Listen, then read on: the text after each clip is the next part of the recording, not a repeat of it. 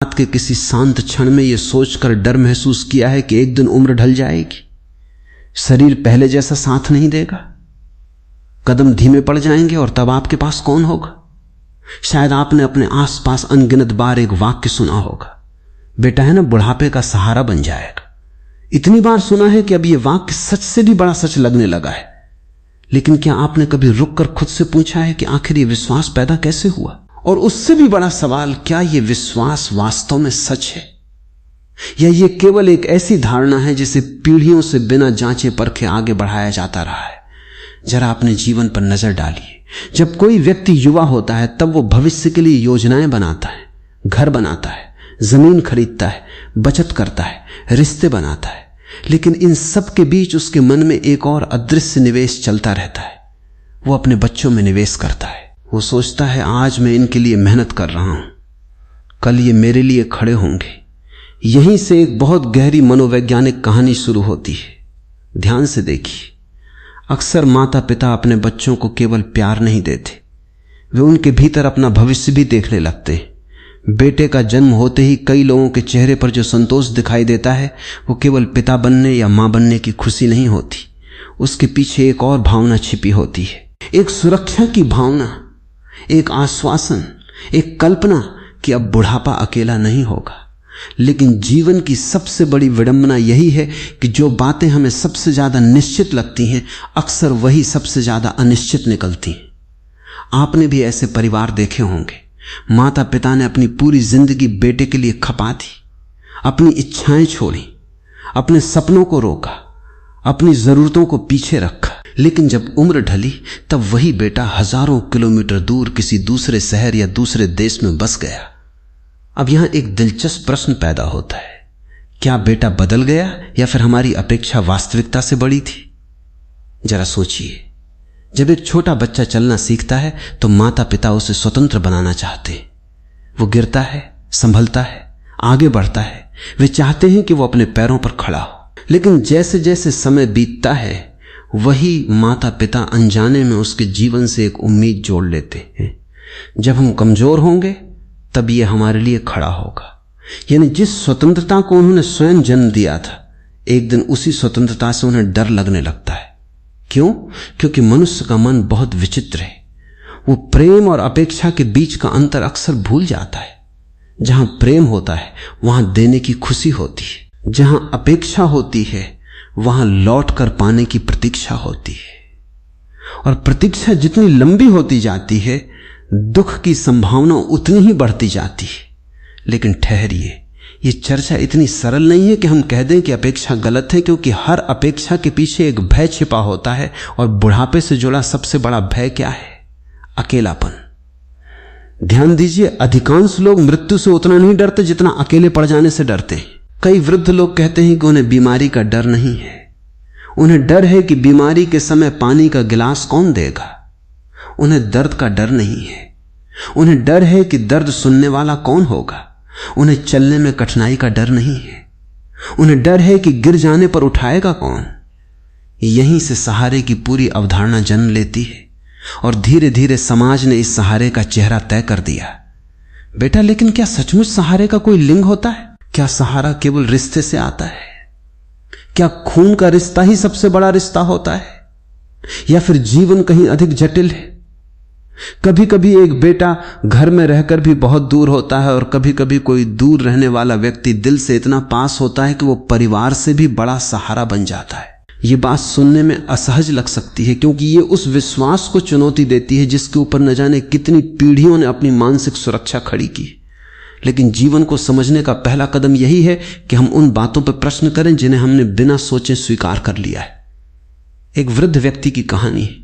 उन्होंने पूरी जिंदगी यही सोचकर मेहनत की कि उनका बेटा उनके बुढ़ापे की लाठी बनेगा। उन्होंने अपने लिए बहुत कम बचाया, अपने शौक त्याग दिए, दोस्तों से दूरी बना ली, सामाजिक जीवन सीमित कर दिया। उनकी पूरी दुनिया धीरे धीरे केवल एक व्यक्ति के इर्द गिर्द सिमटती गई। बेटा साल गुजरते गए, बेटा बड़ा हुआ, सफल हुआ और फिर अपने जीवन की जिम्मेदारियों में इतना व्यस्त हो गया कि पिता की कल्पना और बेटे की वास्तविकता के बीच एक लंबी दूरी पैदा हो गई। अब यहां सबसे दुखद बात क्या थी? बेटे का दूर होना नहीं। सबसे दुखद बात यह थी कि उस वृद्ध व्यक्ति ने अपने जीवन के सारे सहारे एक ही खंभे पर टिकाकर रख दिए थे, और जब वो खंभा उनकी कल्पना के अनुसार मजबूत नहीं निकला तब पूरी मानसिक दुनिया हिल गई। अब जरा अपने जीवन की ओर लौटिए। क्या कहीं ऐसा तो नहीं कि आपने भी अपने मन के भीतर कोई अदृश्य खंभा खड़ा कर रखा है? क्या कहीं ऐसा तो नहीं कि आप भी भविष्य की सुरक्षा को किसी एक व्यक्ति से जोड़कर देख रहे हैं, और यदि वो व्यक्ति आपकी उम्मीदों के अनुसार ना चला, तो यदि उसके जीवन की दिशा आपकी कल्पना से अलग निकली, तो यदि उसने आपको छोड़ने का निर्णय नहीं लिया, फिर भी परिस्थितियां उसे दूर ले गईं, तो तब क्या होगा? यहीं से एक और गहरा प्रश्न जन्म लेता है। शायद बुढ़ापे का सबसे बड़ा संकट शरीर की कमजोरी नहीं होता। शायद सबसे बड़ा संकट उन कल्पनाओं का टूटना होता है जिन पर हमने अपनी पूरी भावनात्मक दुनिया खड़ी कर रखी होती है। और यही वो जगह है जहां हमें यह समझना शुरू करना होगा कि सहारा वास्तव में क्या है। क्योंकि हो सकता है कि जिस चीज को हम जीवन भर सहारा समझते रहे उसका अर्थ कुछ और ही हो। क्योंकि हो सकता है कि जिस चीज को हम जीवन भर सहारा समझते रहे उसका अर्थ कुछ और ही हो। जरा गौर कीजिए, जब कोई व्यक्ति कहता है मेरा बेटा मेरा सहारा है, तो वो वास्तव में क्या कह रहा होता है? क्या वो केवल ये कह रहा है कि कोई उसके लिए दवा लेकर आएगा, कोई अस्पताल ले जाएगा, कोई आर्थिक सहायता करेगा, या फिर इसके पीछे कुछ और गहरा छिपा है? मनुष्य केवल रोटी, कपड़ा और दवा से नहीं जीता। उसे ये एहसास भी चाहिए होता है कि वो किसी के लिए महत्वपूर्ण है। उसे ये महसूस होना चाहिए कि उसकी उपस्थिति अभी भी किसी के जीवन में मायने रखती है। और शायद यही कारण है कि बहुत से बुजुर्गों को सबसे ज्यादा पीड़ा तब होती है जब उनकी बातों को अनसुना कर दिया जाता है। ध्यान से देखिए, कई बार बेटा घर में मौजूद होता है, सारी सुविधाएं मौजूद होती हैं, अच्छा घर होता है, अच्छा भोजन होता है, दवाइयों की कमी नहीं होती, लेकिन फिर भी माता पिता के भीतर एक खालीपन बना रहता है। क्यों? क्योंकि शरीर की जरूरतें पूरी हो रही होती हैं, लेकिन मन की जरूरतें अधूरी रह जाती हैं। वो चाहते हैं कि कोई उनकी बात सुने, उनके अनुभवों को महत्व दे, उनके अस्तित्व को स्वीकार करे, उनकी आंखों में देखकर कहें कि आप अभी भी हमारे लिए महत्वपूर्ण हैं। यहीं पर एक बहुत बड़ा भ्रम टूटने लगता है। सहारा केवल शारीरिक नहीं होता, सहारा भावनात्मक भी होता है, सहारा मानसिक भी होता है, सहारा आध्यात्मिक भी होता है। और कई बार सबसे बड़ी विडंबना यह होती है कि लोग पूरी जिंदगी शारीरिक सहारे की तैयारी करते रहते हैं, लेकिन भावनात्मक सहारे की नहीं।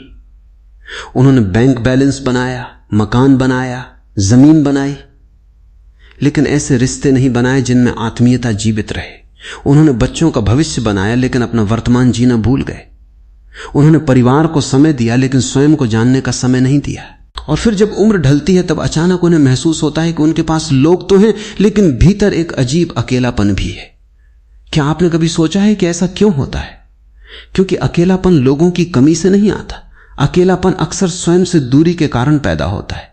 यह बात पहली बार सुनने पर अजीब लग सकती है, लेकिन जरा याद कीजिए, कई लोग भीड़ में भी अकेले महसूस करते हैं और कई लोग अकेले होकर भी शांत और संतुष्ट रहते हैं। अंतर कहां है? अंतर भीतर है। अंतर उस संबंध में है जो व्यक्ति ने स्वयं के साथ बनाया है। लेकिन समाज ने हमें बचपन से क्या सिखाया कि तुम्हारी खुशी बाहर है, तुम्हारी सुरक्षा बाहर है, तुम्हारी पहचान बाहर है, तुम्हारा सहारा बाहर है। और जब कोई बात हजारों बार दोहराई जाती है तो वो सत्य जैसी लगने लगती है। इसीलिए अधिकांश लोग अपने जीवन की पूरी संरचना बाहरी सहारों पर खड़ी कर लेते हैं। कोई धन को सहारा मानता है, कोई पद को, कोई रिश्तों को और कोई बेटे को। लेकिन जीवन बार बार एक ही शिक्षा देता है, जिस चीज को तुम स्थायी मानते हो वही सबसे पहले बदल जाती है। बच्चा छोटा था, बड़ा हो गया। जो घर कभी हंसी से भरा रहता था वो खाली हो गया। जो लोग हर दिन साथ बैठते थे वे अपनी अपनी दुनियाओं में खो गए। जो शरीर कभी पहाड़ जैसा मजबूत था वो धीरे धीरे थकने लगा। सब बदल गया। और यदि सब बदल रहा है तो फिर हम किस आधार पर यह मान लेते हैं कि कोई एक व्यक्ति जीवन भर हमारे लिए वैसा ही रहेगा जैसा हम चाहते हैं? यही प्रश्न असुविधाजनक है।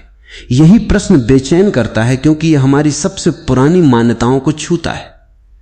लेकिन जीवन की गहराई में उतरने के लिए इन प्रश्नों से भागा नहीं जा सकता। एक और बात पर ध्यान दीजिए। बहुत से माता पिता कहते हैं हमने बच्चों के लिए इतना किया, बदले में हमें क्या मिला? ये वाक्य सुनने में बिल्कुल स्वाभाविक लगता है, लेकिन इसके भीतर छिपा हुआ मनोविज्ञान बहुत गहरा है। जब भी मन हमने इतना किया गिनाना शुरू करता है, वहां कहीं ना कहीं लेन देन की भावना प्रवेश कर चुकी होती है। हो सकता है व्यक्ति स्वयं इसे स्वीकार न करे, हो सकता है वो इसे प्रेम का नाम दे, लेकिन भीतर कहीं एक अदृश्य हिसाब किताब चल रहा होता है। मैंने इतना दिया, मुझे इतना मिलना चाहिए। मैंने इतना त्याग किया, मुझे इतना सम्मान मिलना चाहिए। मैंने इतना सहारा दिया, अब मुझे सहारा मिलना चाहिए। और यहीं से दुख का बीज जन्म लेता है, क्योंकि जीवन कोई व्यापार नहीं, रिश्ते कोई अनुबंध नहीं, और बच्चे कोई भविष्य निधि नहीं। ये सुनकर कुछ लोगों को कठोर लग सकता है, लेकिन जरा शांत होकर सोचिए, क्या किसी बच्चे ने जन्म लेते समय यह वादा किया था कि वो आपके बुढ़ापे का सहारा बनेगा? नहीं, वो तो अपने जीवन की यात्रा लेकर आया था, अपने सपनों के साथ, अपनी चुनौतियों के साथ, अपने कर्मों के साथ। फिर ये अपेक्षा कहां से आई? और यदि ये अपेक्षा हमारी अपनी बनाई हुई है, तो क्या संभव है कि हमारी पीड़ा का एक हिस्सा भी उसी अपेक्षा से पैदा हो रहा हो? यहीं से चर्चा और भी गहरी हो जाती है, क्योंकि अब सवाल बेटे का नहीं रह जाता, अब सवाल हमारे मन का हो जाता है। हम आखिर सहारा क्यों खोजते? हमें भविष्य का इतना भय क्यों है? हम अकेले पड़ जाने से इतना डरते क्यों हैं? और सबसे महत्वपूर्ण बात, क्या यह संभव है कि जिस दिन मनुष्य अपने भीतर के इस भय को समझ लेता है, उसी दिन सहारे का पूरा अर्थ बदलने लगता है? लेकिन उस भय की जड़ कहां है? वो केवल बुढ़ापे में पैदा नहीं होती, उसकी शुरुआत तो बहुत पहले हो चुकी होती है। शायद तब से जब हम पहली बार अपने अस्तित्व को किसी दूसरे के सहारे से जोड़ना सीखते हैं, उसकी शुरुआत तो बहुत पहले हो चुकी होती है। शायद तब से जब हम पहली बार अपने अस्तित्व को किसी दूसरे के सहारे से जोड़ना सीखते हैं। एक छोटे बच्चे को देखिए, जब वो जन्म लेता है तब उसका पूरा संसार किसी और पर निर्भर होता है।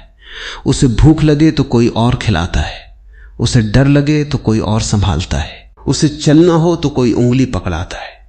धीरे धीरे उसके मन में एक गहरा संस्कार बनता है, सुरक्षा बाहर है, और यही संस्कार उम्र के साथ केवल अपना रूप बदलता रहता है। बचपन में माता पिता सुरक्षा बन जाते हैं, युवावस्था में मित्र, साथी, समाज या पैसा सुरक्षा बन जाता है, और वृद्धावस्था में अक्सर संतान सुरक्षा का प्रतीक बन जाती है। ध्यान दीजिए, वस्तुएं बदलती रहती हैं, लेकिन मन का पैटर्न वही रहता है। मन हमेशा किसी न किसी सहारे को पकड़ना चाहता है। क्यों? क्योंकि उसे अनिश्चितता से डर लगता है। उसे यह स्वीकार करने में कठिनाई होती है कि जीवन पूरी तरह हमारे नियंत्रण में नहीं है, और यही वो सत्य है जिससे अधिकांश लोग जीवन भर बचते रहते हैं। एक बार एक वृद्ध व्यक्ति ने कहा था, मुझे अपने बेटे से शिकायत नहीं। यह सुनकर सामने वाला व्यक्ति चौंक गया, क्योंकि वर्षों से वो जानते थे कि बेटा मुश्किल से महीने में एक बार फोन करता है, मुलाकातें भी बहुत कम होती थी। फिर भी वृद्ध व्यक्ति ने कहा, शिकायत बेटे से नहीं है, शिकायत अपनी सोच से है।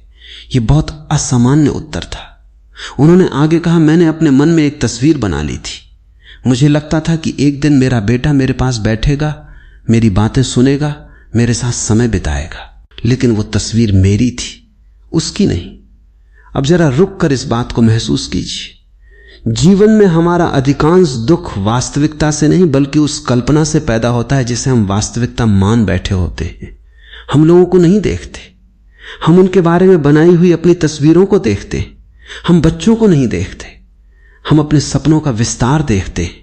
हम रिश्तों को नहीं देखते, हम उनसे जुड़ी उम्मीदों को देखते हैं। और जब वास्तविक जीवन उन उम्मीदों से मेल नहीं खाता, तब हमें लगता है कि दुनिया बदल गई है, जबकि कई बार दुनिया नहीं बदलती, केवल हमारी कल्पना टूटती है। और कल्पनाएं जब टूटती हैं तब दर्द बहुत गहरा होता है, क्योंकि कल्पनाओं में केवल विचार नहीं होते, उनमें वर्षों का भावनात्मक निवेश होता है, सैकड़ों त्याग होते हैं, हजारों उम्मीदें होती हैं, अनगिनत रातों की मेहनत होती है।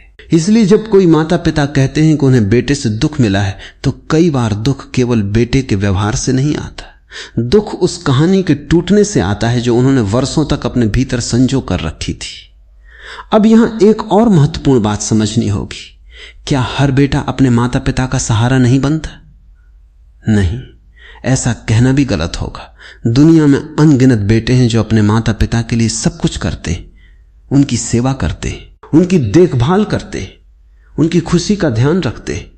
लेकिन यहां प्रश्न किसी एक बेटे या किसी एक परिवार का नहीं है। प्रश्न उस मानसिकता का है जिसमें हम सहारे को एक निश्चित परिणाम मान लेते। यही भूल शुरू होती है, क्योंकि जीवन संभावना देता है, गारंटी नहीं। आप बीज बो सकते हैं लेकिन फल की गारंटी नहीं कर सकते। आप प्रेम दे सकते हैं लेकिन बदले में वैसा ही प्रेम मिलेगा, इसकी गारंटी नहीं कर सकते। आप बच्चों को अच्छे संस्कार दे सकते हैं लेकिन उनका जीवन किस दिशा में जाएगा इसकी गारंटी नहीं कर सकते। फिर भी मन गारंटी चाहता है। मन कहता है कुछ तो ऐसा हो जो निश्चित हो। लेकिन क्या आपने कभी गौर किया है कि जीवन बार हमें अनिश्चितता का पाठ पढ़ाता है?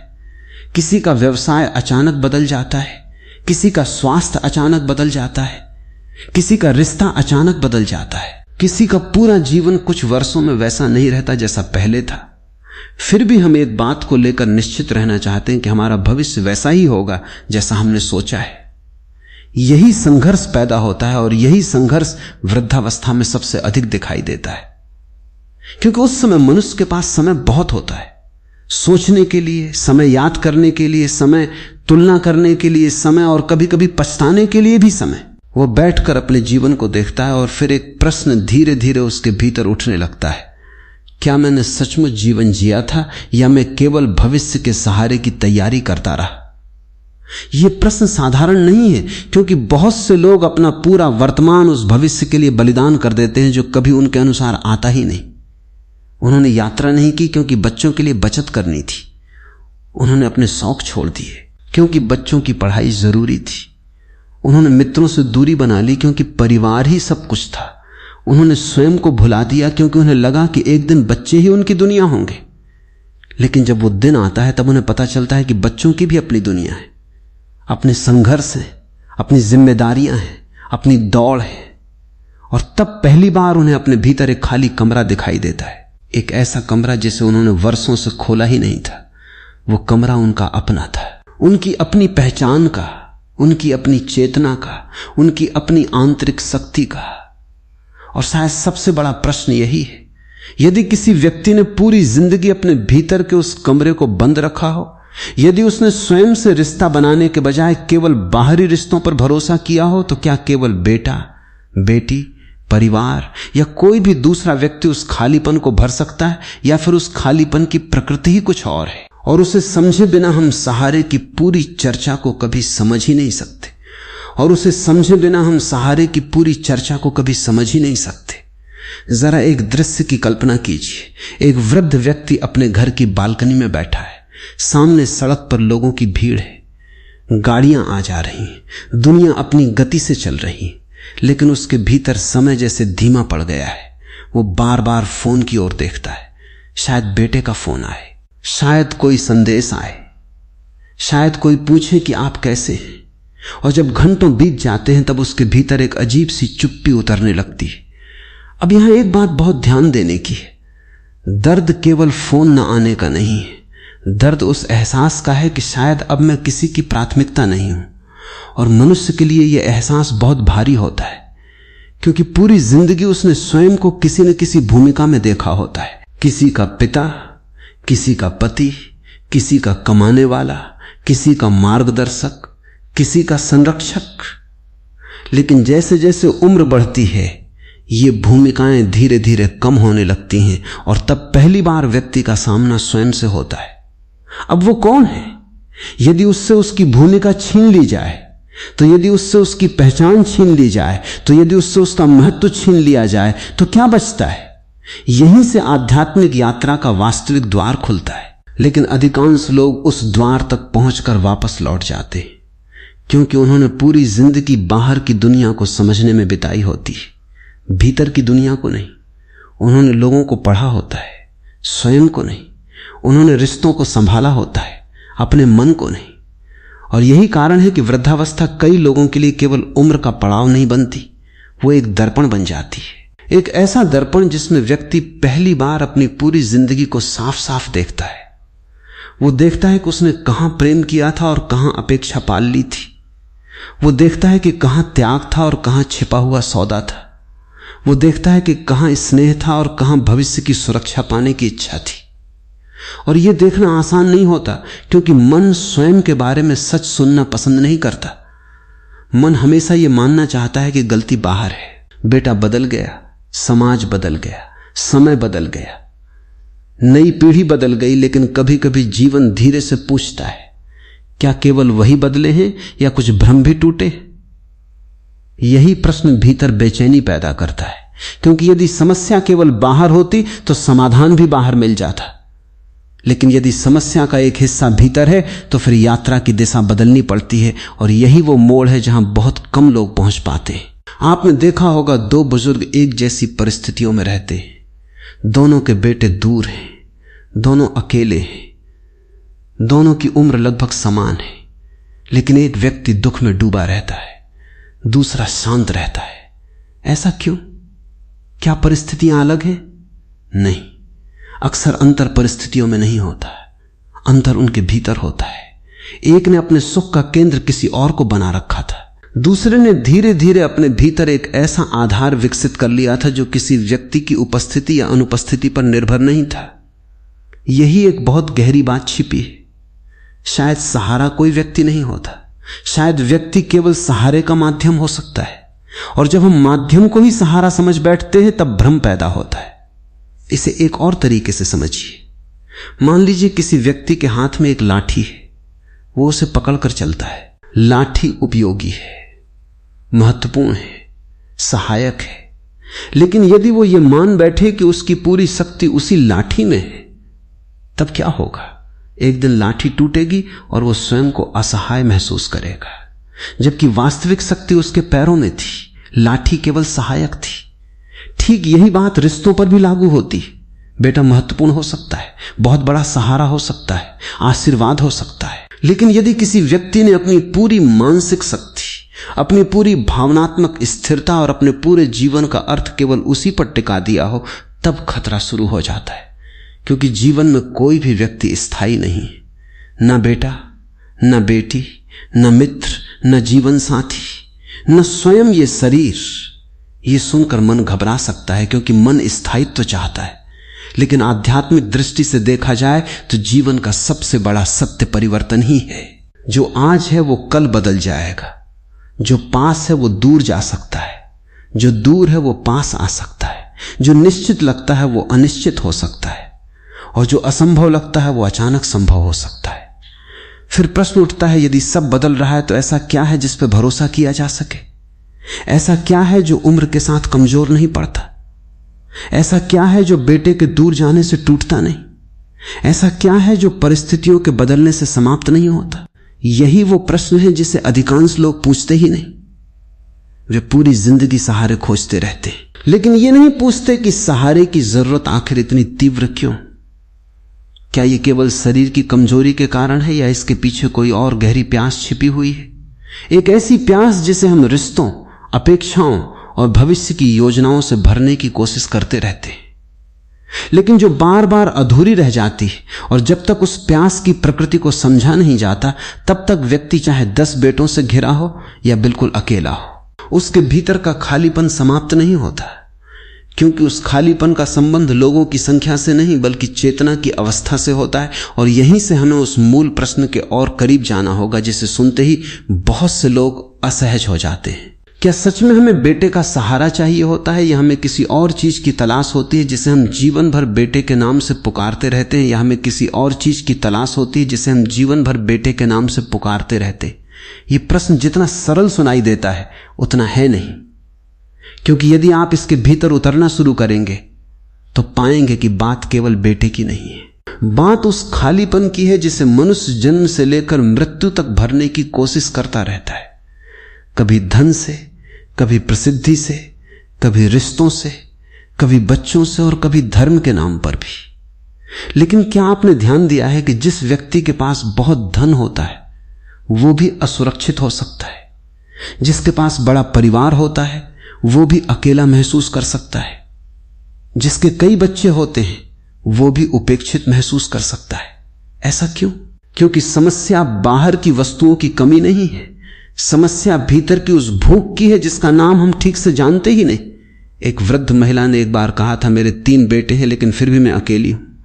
जब लोगों ने यह सुना तो उन्हें आश्चर्य हुआ। 3 बेटे, बड़ा परिवार, सभी आर्थिक रूप से सक्षम, फिर अकेलापन क्यों?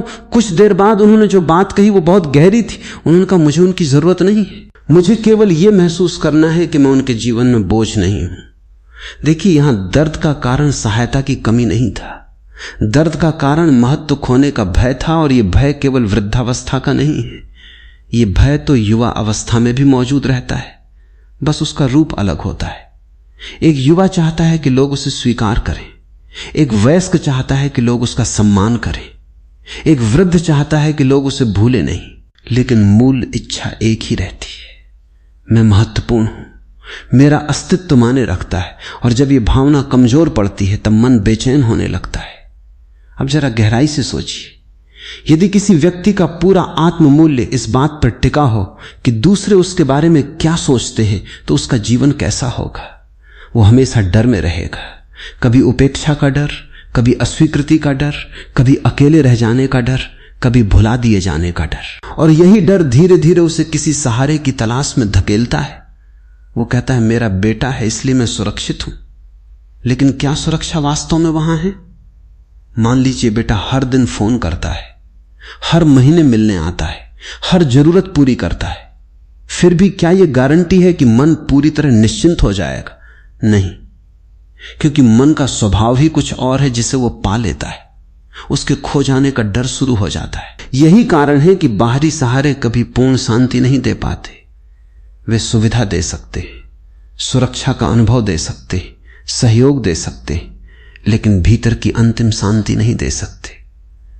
और शायद इसी वजह से हम देखते हैं कि कुछ लोग सब कुछ होने के बाद भी बेचैन रहते हैं, जबकि कुछ लोग बहुत सीमित परिस्थितियों में भी शांत दिखाई देते हैं।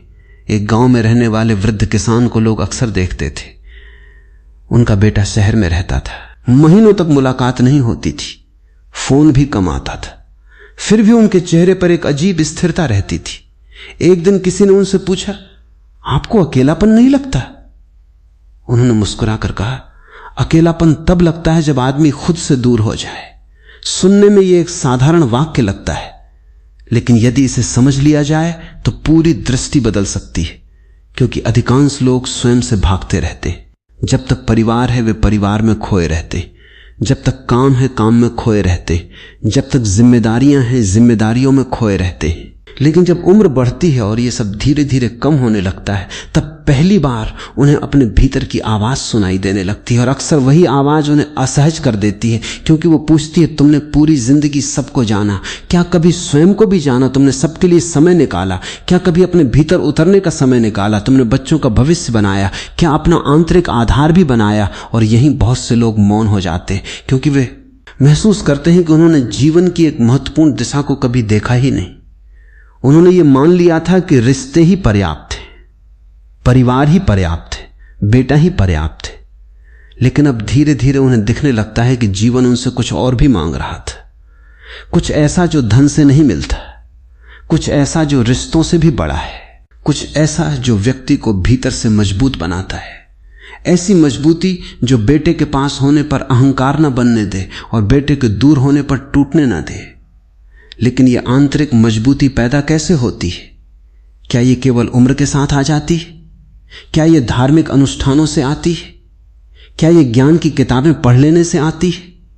या फिर इसके लिए व्यक्ति को अपने बारे में कुछ ऐसे सत्य देखने पड़ते हैं जिनसे वो वर्षों तक बचता रहा है?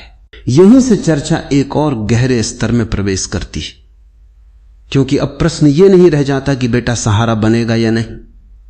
अब प्रश्न यह हो जाता है कि वो कौन सी भूल है जो मनुष्य को अपने ही भीतर कमजोर बनाए रखती है और जिसकी वजह से वो जीवन भर बाहरी सहारों को पकड़ता रहता है, जबकि उसकी वास्तविक शक्ति किसी और ही स्थान पर छिपी होती है, और जिसकी वजह से वो जीवन भर बाहरी सहारों को पकड़ता रहता है, जबकि उसकी वास्तविक शक्ति किसी और ही स्थान पर छिपी होती है।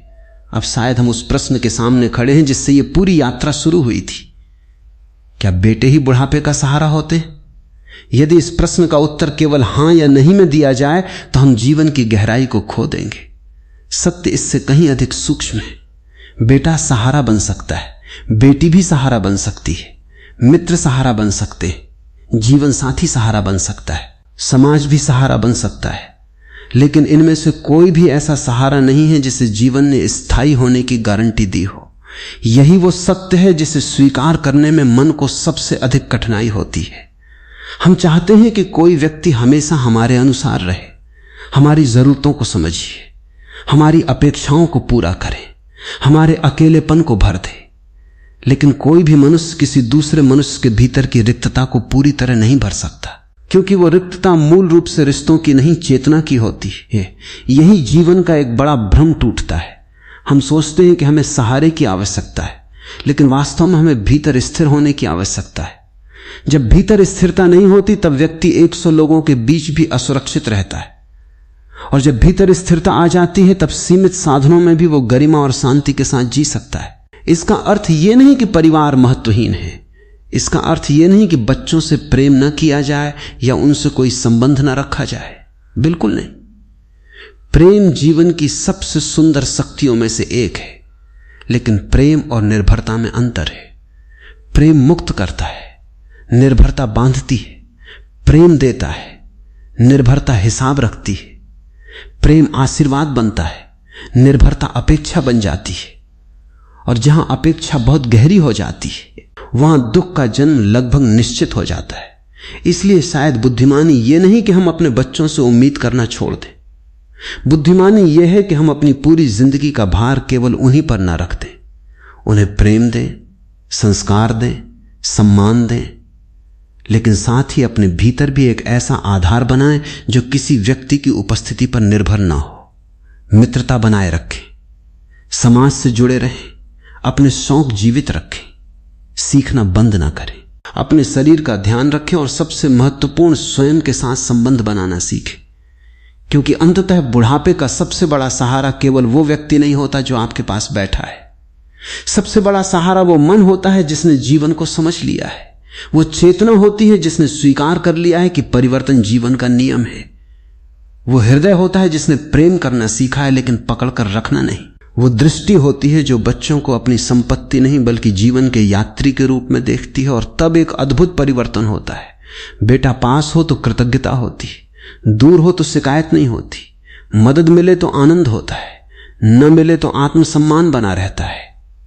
क्योंकि व्यक्ति जान चुका होता है कि उसका अस्तित्व किसी एक रिश्ते पर टिका नहीं है, वो भीतर से खड़ा है। और जो व्यक्ति भीतर से खड़ा हो जाता है उसके लिए दुनिया के सारे रिश्ते बोझ नहीं, वरदान बन जाते हैं। इसलिए यदि कोई पूछे कि बुढ़ापे का सहारा कौन है, तो शायद सबसे सच्चा उत्तर यह होगा, बेटे सहारा बन सकते हैं। और यह एक सुंदर बात है, लेकिन सबसे विश्वसनीय सहारा व आंतरिक परिपक्वता है जिसे कोई छीन नहीं सकता। जिस दिन मनुष्य इस सत्य को समझ लेता है उस दिन उसका भय कम होने लगता है, उसकी अपेक्षाएं हल्की होने लगती हैं, उसका प्रेम शुद्ध होने लगता है, और वो पहली बार यह अनुभव करता है कि जीवन का उद्देश्य केवल सहारा ढूंढना नहीं था, बल्कि स्वयं ऐसा बनना था कि परिस्थितियां बदलें, लोग बदलें, समय बदल जाएं, फिर भी भीतर की शांति बनी रहे। यही समझ वृद्धावस्था को भय का समय नहीं बल्कि ज्ञान का समय बना सकती है। और शायद यही वो विरासत है जो किसी भी माता पिता की सबसे बड़ी संपत्ति बन सकती है, न केवल अपने बच्चों के लिए बल्कि स्वयं अपने जीवन के लिए। रात के किसी शांत क्षण में यह सोचकर डर महसूस किया है कि एक दिन उम्र ढल जाएगी, शरीर पहले जैसा साथ नहीं देगा, कदम धीमे पड़ जाएंगे और तब आपके पास कौन होगा। शायद आपने अपने आसपास अनगिनत बार एक वाक्य सुना होगा, बेटा है ना बुढ़ापे का सहारा बन जाएगा। इतनी बार सुना है कि अब यह वाक्य सच से भी बड़ा सच लगने लगा है। लेकिन क्या आपने कभी रुककर खुद से पूछा है कि आखिर यह विश्वास पैदा कैसे हुआ? और उससे भी बड़ा सवाल, क्या यह विश्वास वास्तव में सच है या यह केवल एक ऐसी धारणा है जिसे पीढ़ियों से बिना जांचे परखे आगे बढ़ाया जाता रहा है? जरा अपने जीवन पर नजर डालिए। जब कोई व्यक्ति युवा होता है तब वो भविष्य के लिए योजनाएं बनाता है, घर बनाता है, जमीन खरीदता है, बचत करता है, रिश्ते बनाता है। लेकिन इन सब के बीच उसके मन में एक और अदृश्य निवेश चलता रहता है। वो अपने बच्चों में निवेश करता है। वो सोचता है आज मैं इनके लिए मेहनत कर रहा हूं, कल ये मेरे लिए खड़े होंगे। यहीं से एक बहुत गहरी मनोवैज्ञानिक कहानी शुरू होती है। ध्यान से देखिए, अक्सर माता पिता अपने बच्चों को केवल प्यार नहीं देते, वे उनके भीतर अपना भविष्य भी देखने लगते हैं। बेटे का जन्म होते ही कई लोगों के चेहरे पर जो संतोष दिखाई देता है वो केवल पिता बनने या मां बनने की खुशी नहीं होती, उसके पीछे एक और भावना छिपी होती है, एक सुरक्षा की भावना, एक आश्वासन, एक कल्पना कि अब बुढ़ापा अकेला नहीं होगा। लेकिन जीवन की सबसे बड़ी विडंबना यही है कि जो बातें हमें सबसे ज्यादा निश्चित लगती हैं अक्सर वही सबसे ज्यादा अनिश्चित निकलती हैं। आपने भी ऐसे परिवार देखे होंगे, माता पिता ने अपनी पूरी जिंदगी बेटे के लिए खपा दी, अपनी इच्छाएं छोड़ी, अपने सपनों को रोका, अपनी जरूरतों को पीछे रखा, लेकिन जब उम्र ढली तब वही बेटा हजारों किलोमीटर दूर किसी दूसरे शहर या दूसरे देश में बस गया। अब यहां एक दिलचस्प प्रश्न पैदा होता है, क्या बेटा बदल गया या फिर हमारी अपेक्षा वास्तविकता से बड़ी थी? जरा सोचिए, जब एक छोटा बच्चा चलना सीखता है तो माता पिता उसे स्वतंत्र बनाना चाहते हैं। वो गिरता है, संभलता है, आगे बढ़ता है, वे चाहते हैं कि वो अपने पैरों पर खड़ा हो। लेकिन जैसे जैसे समय बीतता है वही माता पिता अनजाने में उसके जीवन से एक उम्मीद जोड़ लेते हैं, जब हम कमजोर होंगे तब ये हमारे लिए खड़ा होगा। यानी जिस स्वतंत्रता को उन्होंने स्वयं जन्म दिया था, एक दिन उसी स्वतंत्रता से उन्हें डर लगने लगता है। क्यों? क्योंकि मनुष्य का मन बहुत विचित्र है, वो प्रेम और अपेक्षा के बीच का अंतर अक्सर भूल जाता है। जहां प्रेम होता है वहां देने की खुशी होती है, जहां अपेक्षा होती है वहां लौट कर पाने की प्रतीक्षा होती है। और प्रतीक्षा जितनी लंबी होती जाती है दुख की संभावना उतनी ही बढ़ती जाती है। लेकिन ठहरिए, ये चर्चा इतनी सरल नहीं है कि हम कह दें कि अपेक्षा गलत है, क्योंकि हर अपेक्षा के पीछे एक भय छिपा होता है। और बुढ़ापे से जुड़ा सबसे बड़ा भय क्या है? अकेलापन। ध्यान दीजिए, अधिकांश लोग मृत्यु से उतना नहीं डरते जितना अकेले पड़ जाने से डरते हैं। कई वृद्ध लोग कहते हैं कि उन्हें बीमारी का डर नहीं है, उन्हें डर है कि बीमारी के समय पानी का गिलास कौन देगा। उन्हें दर्द का डर नहीं है, उन्हें डर है कि दर्द सुनने वाला कौन होगा। उन्हें चलने में कठिनाई का डर नहीं है, उन्हें डर है कि गिर जाने पर उठाएगा कौन। यहीं से सहारे की पूरी अवधारणा जन्म लेती है और धीरे धीरे समाज ने इस सहारे का चेहरा तय कर दिया। बेटा, लेकिन क्या सचमुच सहारे का कोई लिंग होता है? क्या सहारा केवल रिश्ते से आता है? क्या खून का रिश्ता ही सबसे बड़ा रिश्ता होता है, या फिर जीवन कहीं अधिक जटिल है? कभी कभी एक बेटा घर में रहकर भी बहुत दूर होता है और कभी कभी कोई दूर रहने वाला व्यक्ति दिल से इतना पास होता है कि वो परिवार से भी बड़ा सहारा बन जाता है। ये बात सुनने में असहज लग सकती है, क्योंकि ये उस विश्वास को चुनौती देती है जिसके ऊपर न जाने कितनी पीढ़ियों ने अपनी मानसिक सुरक्षा खड़ी की। लेकिन जीवन को समझने का पहला कदम यही है कि हम उन बातों पर प्रश्न करें जिन्हें हमने बिना सोचे स्वीकार कर लिया है। एक वृद्ध व्यक्ति की कहानी है। उन्होंने पूरी जिंदगी यही सोचकर मेहनत की कि उनका बेटा उनके बुढ़ापे की लाठी बनेगा। उन्होंने अपने लिए बहुत कम बचाया, अपने शौक त्याग दिए, दोस्तों से दूरी बना ली, सामाजिक जीवन सीमित कर दिया।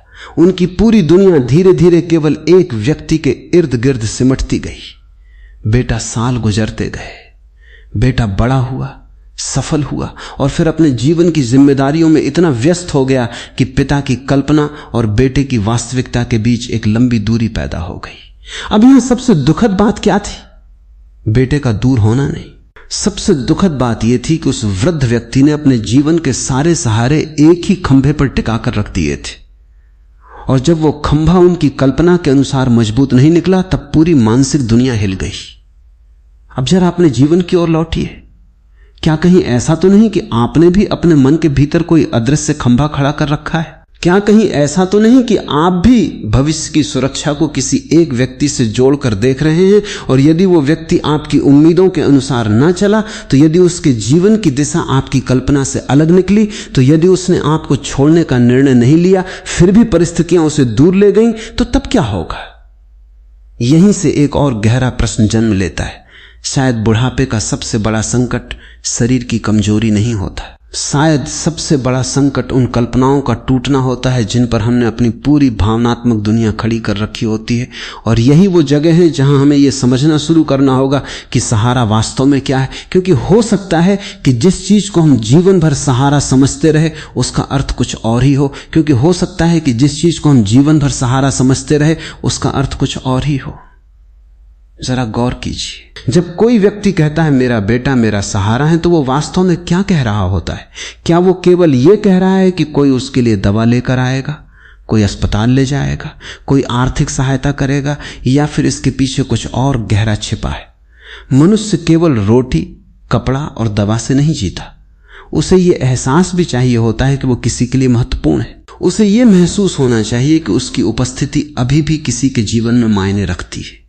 और शायद यही कारण है कि बहुत से बुजुर्गों को सबसे ज्यादा पीड़ा तब होती है जब उनकी बातों को अनसुना कर दिया जाता है।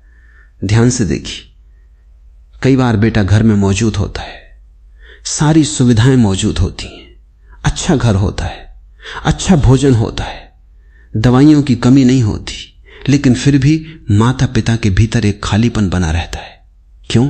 क्योंकि शरीर की जरूरतें पूरी हो रही होती हैं, लेकिन मन की जरूरतें अधूरी रह जाती हैं। वो चाहते हैं कि कोई उनकी बात सुने, उनके अनुभवों को महत्व दे, उनके अस्तित्व को स्वीकार करे, उनकी आंखों में देखकर कहें कि आप अभी भी हमारे लिए महत्वपूर्ण हैं। यहीं पर एक बहुत बड़ा भ्रम टूटने लगता है। सहारा केवल शारीरिक नहीं होता, सहारा भावनात्मक भी होता है, सहारा मानसिक भी होता है, सहारा आध्यात्मिक भी होता है। और कई बार सबसे बड़ी विडंबना यह होती है कि लोग पूरी जिंदगी शारीरिक सहारे की तैयारी करते रहते हैं, लेकिन भावनात्मक सहारे की नहीं। उन्होंने बैंक बैलेंस बनाया, मकान बनाया, जमीन बनाई, लेकिन ऐसे रिश्ते नहीं बनाए जिनमें आत्मीयता जीवित रहे। उन्होंने बच्चों का भविष्य बनाया, लेकिन अपना वर्तमान जीना भूल गए। उन्होंने परिवार को समय दिया, लेकिन स्वयं को जानने का समय नहीं दिया। और फिर जब उम्र ढलती है, तब अचानक उन्हें महसूस होता है कि उनके पास लोग तो हैं, लेकिन भीतर एक अजीब अकेलापन भी है। क्या आपने कभी सोचा है कि ऐसा क्यों होता है? क्योंकि अकेलापन लोगों की कमी से नहीं आता। अकेलापन अक्सर स्वयं से दूरी के कारण पैदा होता है। यह बात पहली बार सुनने पर अजीब लग सकती है, लेकिन जरा याद कीजिए, कई लोग भीड़ में भी अकेले महसूस करते हैं, और कई लोग अकेले होकर भी शांत और संतुष्ट रहते हैं। अंतर कहां है? अंतर भीतर है।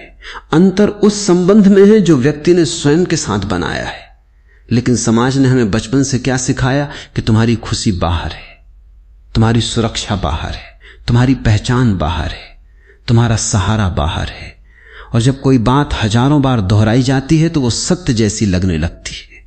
इसीलिए अधिकांश लोग अपने जीवन की पूरी संरचना बाहरी सहारों पर खड़ी कर लेते हैं। कोई धन को सहारा मानता है, कोई पद को, कोई रिश्तों को, और कोई बेटे को। लेकिन जीवन बार बार एक ही शिक्षा देता है। जिस चीज को तुम स्थायी मानते हो वही सबसे पहले बदल जाती है।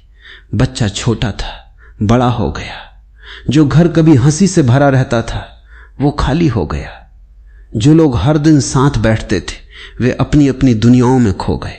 जो शरीर कभी पहाड़ जैसा मजबूत था वो धीरे धीरे थकने लगा। सब बदल गया। और यदि सब बदल रहा है तो फिर हम किस आधार पर यह मान लेते हैं कि कोई एक व्यक्ति जीवन भर हमारे लिए वैसा ही रहेगा जैसा हम चाहते हैं? यही प्रश्न असुविधाजनक है। यही प्रश्न बेचैन करता है, क्योंकि यह हमारी सबसे पुरानी मान्यताओं को छूता है।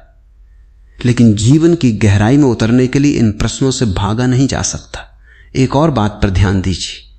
बहुत से माता पिता कहते हैं हमने बच्चों के लिए इतना किया, बदले में हमें क्या मिला? यह वाक्य सुनने में बिल्कुल स्वाभाविक लगता है, लेकिन इसके भीतर छिपा हुआ मनोविज्ञान बहुत गहरा है। जब भी मन हमने इतना किया गिनाना शुरू करता है, वहां कहीं ना कहीं लेन देन की भावना प्रवेश कर चुकी होती है।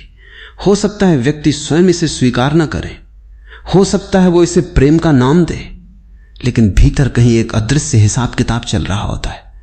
मैंने इतना दिया, मुझे इतना मिलना चाहिए।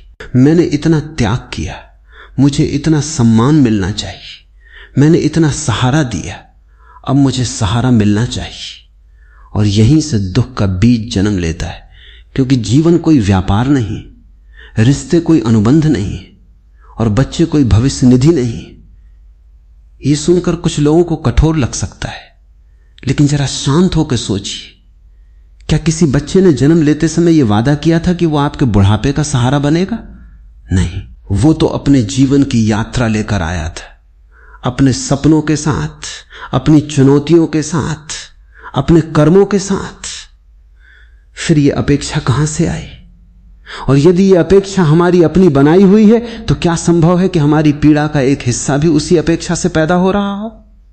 यहीं से चर्चा और भी गहरी हो जाती है, क्योंकि अब सवाल बेटे का नहीं रह जाता, अब सवाल हमारे मन का हो जाता है। हम आखिर सहारा क्यों खोजते? हमें भविष्य का इतना भय क्यों है? हम अकेले पड़ जाने से इतना डरते क्यों हैं? और सबसे महत्वपूर्ण बात, क्या यह संभव है कि जिस दिन मनुष्य अपने भीतर के इस भय को समझ लेता है उसी दिन सहारे का पूरा अर्थ बदलने लगता है? लेकिन उस भय की जड़ कहां है?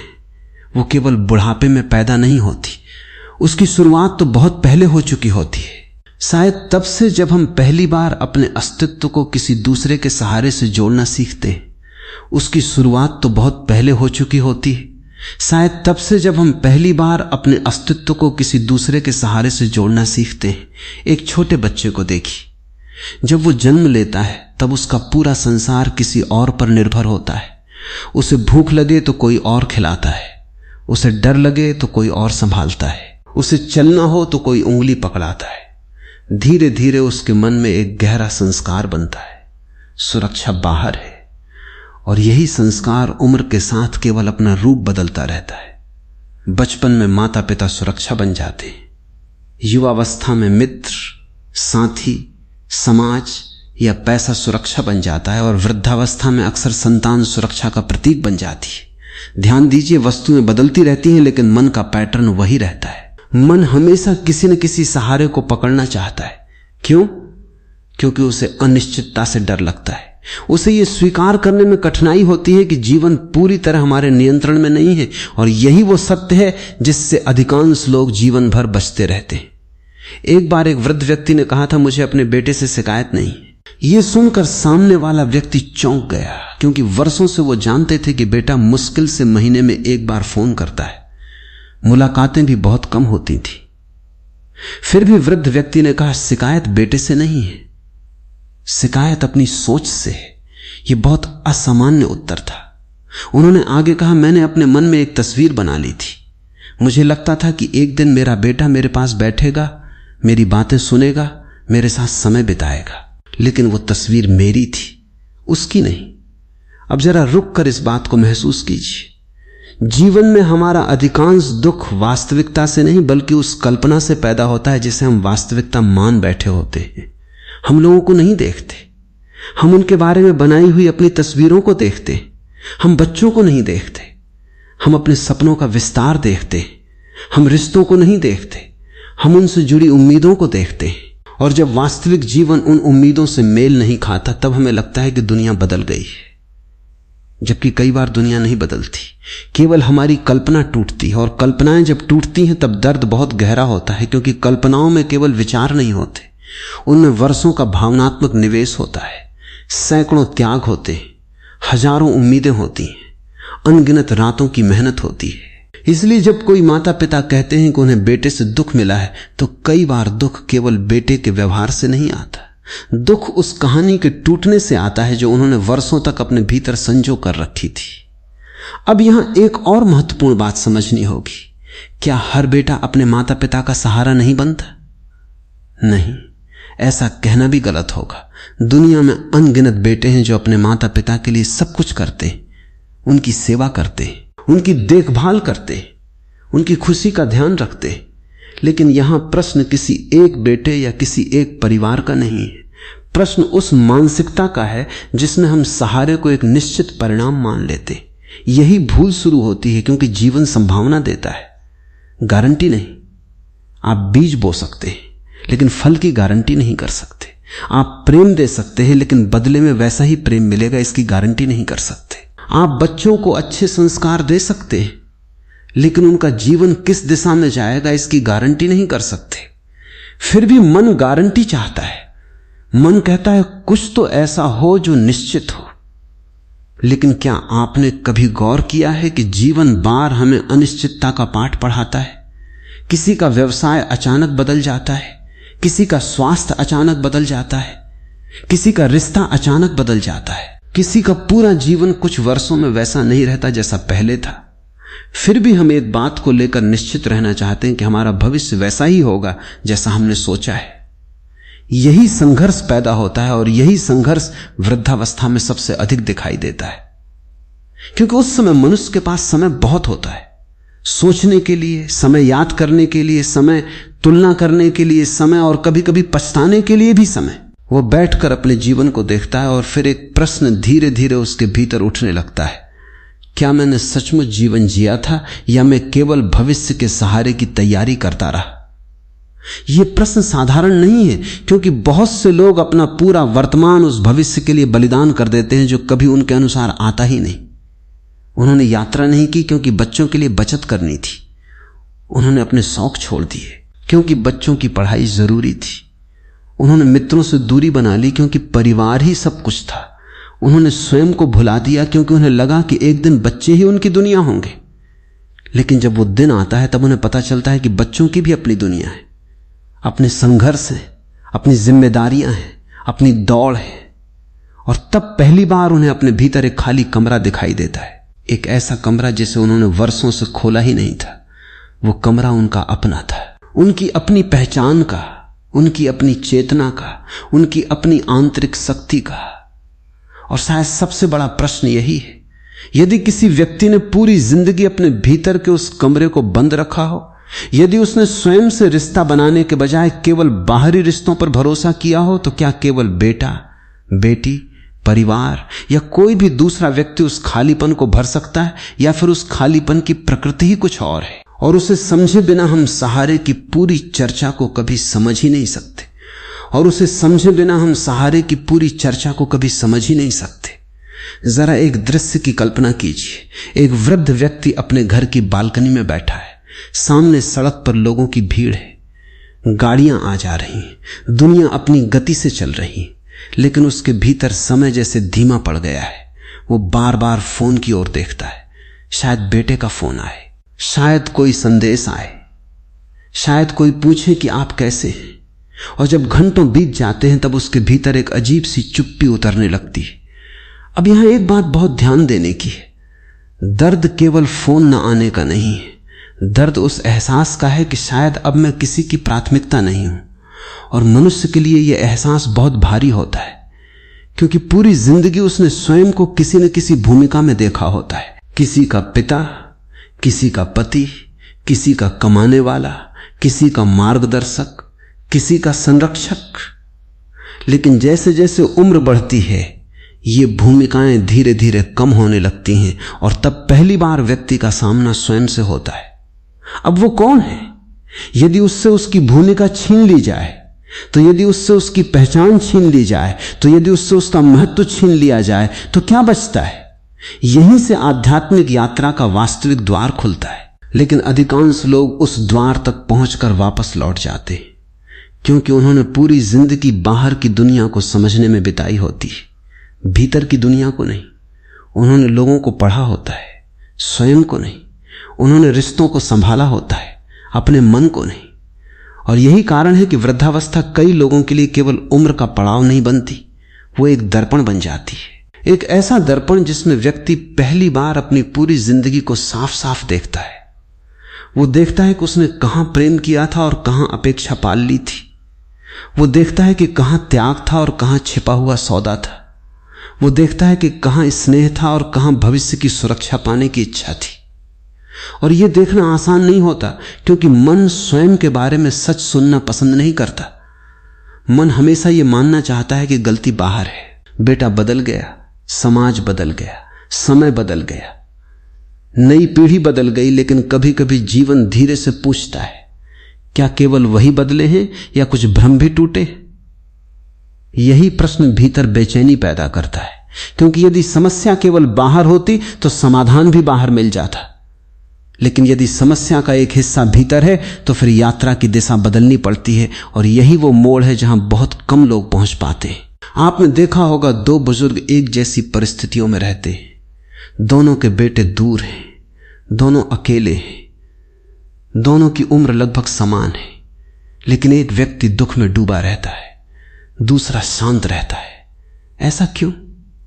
क्या परिस्थितियां अलग हैं? नहीं, अक्सर अंतर परिस्थितियों में नहीं होता, अंतर उनके भीतर होता है। एक ने अपने सुख का केंद्र किसी और को बना रखा था, दूसरे ने धीरे धीरे अपने भीतर एक ऐसा आधार विकसित कर लिया था जो किसी व्यक्ति की उपस्थिति या अनुपस्थिति पर निर्भर नहीं था। यही एक बहुत गहरी बात छिपी है। शायद सहारा कोई व्यक्ति नहीं होता, शायद व्यक्ति केवल सहारे का माध्यम हो सकता है, और जब हम माध्यम को ही सहारा समझ बैठते हैं तब भ्रम पैदा होता है। इसे एक और तरीके से समझिए। मान लीजिए किसी व्यक्ति के हाथ में एक लाठी है, वो उसे पकड़कर चलता है।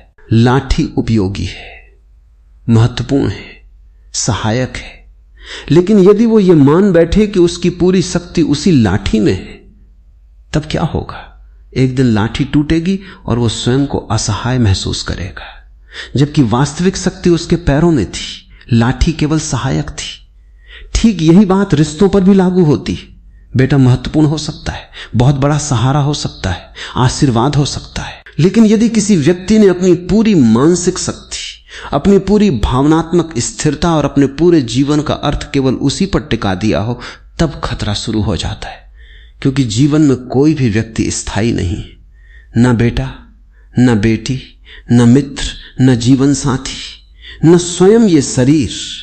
ये सुनकर मन घबरा सकता है, क्योंकि मन स्थायित्व चाहता है, लेकिन आध्यात्मिक दृष्टि से देखा जाए तो जीवन का सबसे बड़ा सत्य परिवर्तन ही है।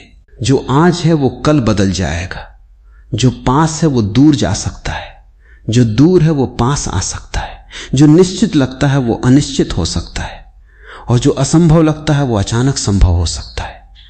फिर प्रश्न उठता है, यदि सब बदल रहा है तो ऐसा क्या है जिस पर भरोसा किया जा सके? ऐसा क्या है जो उम्र के साथ कमजोर नहीं पड़ता? ऐसा क्या है जो बेटे के दूर जाने से टूटता नहीं? ऐसा क्या है जो परिस्थितियों के बदलने से समाप्त नहीं होता? यही वो प्रश्न है जिसे अधिकांश लोग पूछते ही नहीं। वे पूरी जिंदगी सहारे खोजते रहते हैं, लेकिन ये नहीं पूछते कि सहारे की जरूरत आखिर इतनी तीव्र क्यों? क्या ये केवल शरीर की कमजोरी के कारण है, या इसके पीछे कोई और गहरी प्यास छिपी हुई है? एक ऐसी प्यास जिसे हम रिश्तों, अपेक्षाओं और भविष्य की योजनाओं से भरने की कोशिश करते रहते हैं, लेकिन जो बार बार अधूरी रह जाती है। और जब तक उस प्यास की प्रकृति को समझा नहीं जाता, तब तक व्यक्ति चाहे 10 बेटों से घिरा हो या बिल्कुल अकेला हो, उसके भीतर का खालीपन समाप्त नहीं होता, क्योंकि उस खालीपन का संबंध लोगों की संख्या से नहीं बल्कि चेतना की अवस्था से होता है। और यहीं से हमें उस मूल प्रश्न के और करीब जाना होगा, जिसे सुनते ही बहुत से लोग असहज हो जाते हैं। क्या सच में हमें बेटे का सहारा चाहिए होता है, या हमें किसी और चीज की तलाश होती है जिसे हम जीवन भर बेटे के नाम से पुकारते रहते हैं, या हमें किसी और चीज की तलाश होती है जिसे हम जीवन भर बेटे के नाम से पुकारते रहते हैं? ये प्रश्न जितना सरल सुनाई देता है उतना है नहीं, क्योंकि यदि आप इसके भीतर उतरना शुरू करेंगे तो पाएंगे कि बात केवल बेटे की नहीं है। बात उस खालीपन की है जिसे मनुष्य जन्म से लेकर मृत्यु तक भरने की कोशिश करता रहता है, कभी धन से, कभी प्रसिद्धि से, कभी रिश्तों से, कभी बच्चों से, और कभी धर्म के नाम पर भी। लेकिन क्या आपने ध्यान दिया है कि जिस व्यक्ति के पास बहुत धन होता है वो भी असुरक्षित हो सकता है, जिसके पास बड़ा परिवार होता है वो भी अकेला महसूस कर सकता है, जिसके कई बच्चे होते हैं वो भी उपेक्षित महसूस कर सकता है। ऐसा क्यों? क्योंकि समस्या बाहर की वस्तुओं की कमी नहीं है, समस्या भीतर की उस भूख की है जिसका नाम हम ठीक से जानते ही नहीं। एक वृद्ध महिला ने एक बार कहा था, मेरे 3 बेटे हैं लेकिन फिर भी मैं अकेली हूं। जब लोगों ने यह सुना तो उन्हें आश्चर्य हुआ, 3 बेटे, बड़ा परिवार, सभी आर्थिक रूप से सक्षम, फिर अकेलापन क्यों? कुछ देर बाद उन्होंने जो बात कही वो बहुत गहरी थी। उन्होंने कहा, मुझे उनकी जरूरत नहीं है, मुझे केवल यह महसूस करना है कि मैं उनके जीवन में बोझ नहीं हूं। देखिए, यहां दर्द का कारण सहायता की कमी नहीं था, दर्द का कारण महत्व खोने का भय था। और यह भय केवल वृद्धावस्था का नहीं है, यह भय तो युवा अवस्था में भी मौजूद रहता है, बस उसका रूप अलग होता है। एक युवा चाहता है कि लोग उसे स्वीकार करें, एक वयस्क चाहता है कि लोग उसका सम्मान करें, एक वृद्ध चाहता है कि लोग उसे भूले नहीं, लेकिन मूल इच्छा एक ही रहती है, मैं महत्वपूर्ण हूं, मेरा अस्तित्व माने रखता है। और जब यह भावना कमजोर पड़ती है तब मन बेचैन होने लगता है। अब जरा गहराई से सोचिए, यदि किसी व्यक्ति का पूरा आत्ममूल्य इस बात पर टिका हो कि दूसरे उसके बारे में क्या सोचते हैं, तो उसका जीवन कैसा होगा? वो हमेशा डर में रहेगा, कभी उपेक्षा का डर, कभी अस्वीकृति का डर, कभी अकेले रह जाने का डर, कभी भुला दिए जाने का डर। और यही डर धीरे धीरे उसे किसी सहारे की तलाश में धकेलता है। वो कहता है मेरा बेटा है इसलिए मैं सुरक्षित हूं। लेकिन क्या सुरक्षा वास्तव में वहां है? मान लीजिए बेटा हर दिन फोन करता है, हर महीने मिलने आता है, हर जरूरत पूरी करता है, फिर भी क्या यह गारंटी है कि मन पूरी तरह निश्चिंत हो जाएगा? नहीं, क्योंकि मन का स्वभाव ही कुछ और है जिसे वो पा लेता है। उसके खो जाने का डर शुरू हो जाता है। यही कारण है कि बाहरी सहारे कभी पूर्ण शांति नहीं दे पाते। वे सुविधा दे सकते हैं, सुरक्षा का अनुभव दे सकते हैं, सहयोग दे सकते हैं, लेकिन भीतर की अंतिम शांति नहीं दे सकते। और शायद इसी वजह से हम देखते हैं कि कुछ लोग सब कुछ होने के बाद भी बेचैन रहते हैं, जबकि कुछ लोग बहुत सीमित परिस्थितियों में भी शांत दिखाई देते हैं। एक गांव में रहने वाले वृद्ध किसान को लोग अक्सर देखते थे। उनका बेटा शहर में रहता था, महीनों तक मुलाकात नहीं होती थी, फोन भी कम आता था, फिर भी उनके चेहरे पर एक अजीब स्थिरता रहती थी। एक दिन किसी ने उनसे पूछा, आपको अकेलापन नहीं लगता? उन्होंने मुस्कुराकर कहा, अकेलापन तब लगता है जब आदमी खुद से दूर हो जाए। सुनने में यह एक साधारण वाक्य लगता है, लेकिन यदि इसे समझ लिया जाए तो पूरी दृष्टि बदल सकती है। क्योंकि अधिकांश लोग स्वयं से भागते रहते।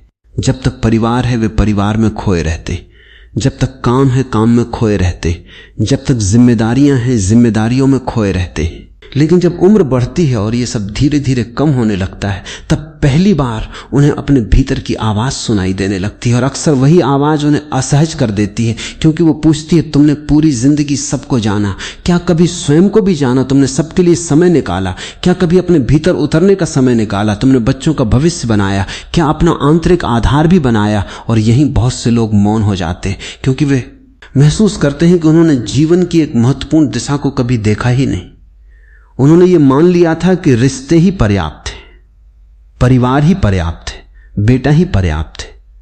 लेकिन अब धीरे धीरे उन्हें दिखने लगता है कि जीवन उनसे कुछ और भी मांग रहा था, कुछ ऐसा जो धन से नहीं मिलता, कुछ ऐसा जो रिश्तों से भी बड़ा है, कुछ ऐसा जो व्यक्ति को भीतर से मजबूत बनाता है। ऐसी मजबूती जो बेटे के पास होने पर अहंकार न बनने दे और बेटे के दूर होने पर टूटने न दे। लेकिन यह आंतरिक मजबूती पैदा कैसे होती है? क्या यह केवल उम्र के साथ आ जाती है? क्या यह धार्मिक अनुष्ठानों से आती है? क्या यह ज्ञान की किताबें पढ़ लेने से आती है? या फिर इसके लिए व्यक्ति को अपने बारे में कुछ ऐसे सत्य देखने पड़ते हैं जिनसे वो वर्षों तक बचता रहा है? यहीं से चर्चा एक और गहरे स्तर में प्रवेश करती है, क्योंकि अब प्रश्न यह नहीं रह जाता कि बेटा सहारा बनेगा या नहीं। अब प्रश्न यह हो जाता है कि वो कौन सी भूल है जो मनुष्य को अपने ही भीतर कमजोर बनाए रखती है और जिसकी वजह से वो जीवन भर बाहरी सहारों को पकड़ता रहता है, जबकि उसकी वास्तविक शक्ति किसी और ही स्थान पर छिपी होती है, और जिसकी वजह से वो जीवन भर बाहरी सहारों को पकड़ता रहता है, जबकि उसकी वास्तविक शक्ति किसी और ही स्थान पर छिपी होती है। अब शायद हम उस प्रश्न के सामने खड़े हैं जिससे ये पूरी यात्रा शुरू हुई थी। क्या बेटे ही बुढ़ापे का सहारा होते? यदि इस प्रश्न का उत्तर केवल हां या नहीं में दिया जाए तो हम जीवन की गहराई को खो देंगे। सत्य इससे कहीं अधिक सूक्ष्म है। बेटा सहारा बन सकता है, बेटी भी सहारा बन सकती है, मित्र सहारा बन सकते हैं, जीवन साथी सहारा बन सकता है, समाज भी सहारा बन सकता है। लेकिन इनमें से कोई भी ऐसा सहारा नहीं है जिसे जीवन ने स्थायी होने की गारंटी दी हो।